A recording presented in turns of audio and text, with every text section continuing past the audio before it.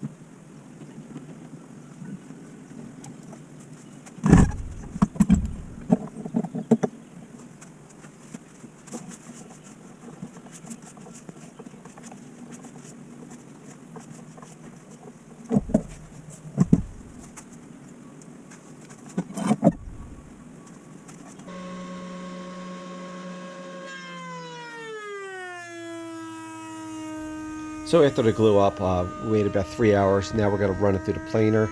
And it was a tight fit here going through because it was about 13 inches on the dot. And my planer is about 13 inches, exactly. So now we're going to just cut it to final length. And typically you can run this, through your table saw with a table saw sled.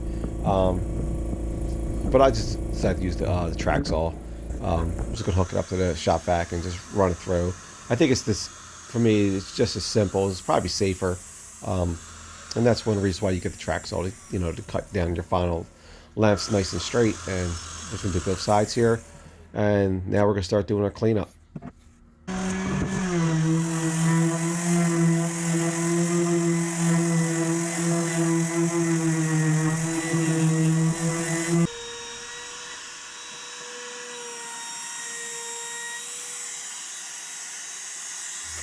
So now comes to me kind of the fun part. We're going to start sanding. We're going to start at 80 grit, and we're going to ultimately work up to about 150 grit to 200 grit, depending on how I feel how it looks. And then we're going to also run a router over each edge just to get a nice little chamfer, soften it up.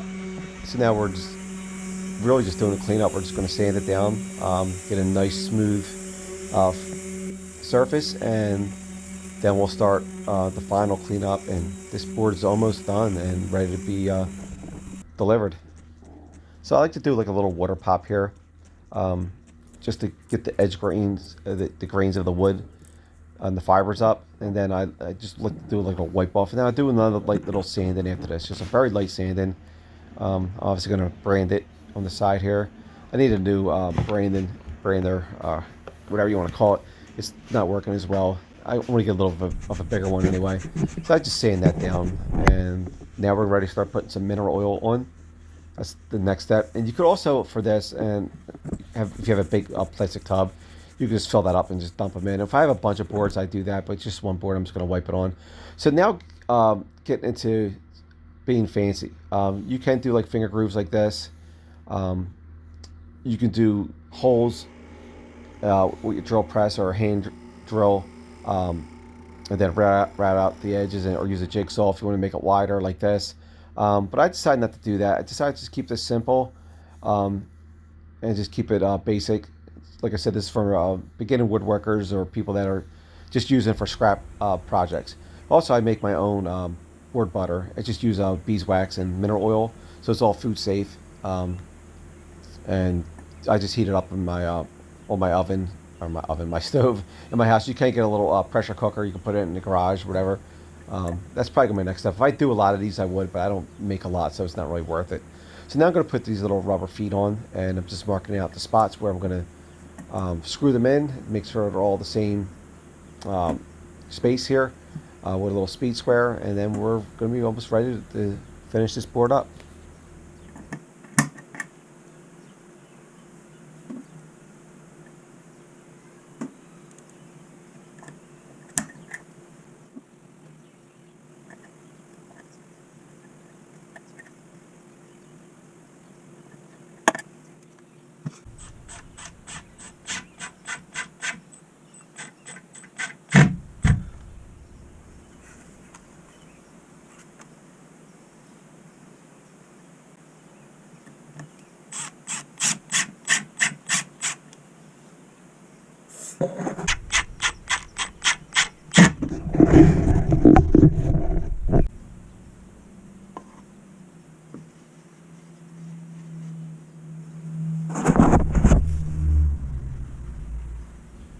So this project's done. Like I said, I did this in about 5 to 6 hours total. And that's including the glue dry time, which is about 3 hours. So the rest is about 2 hours.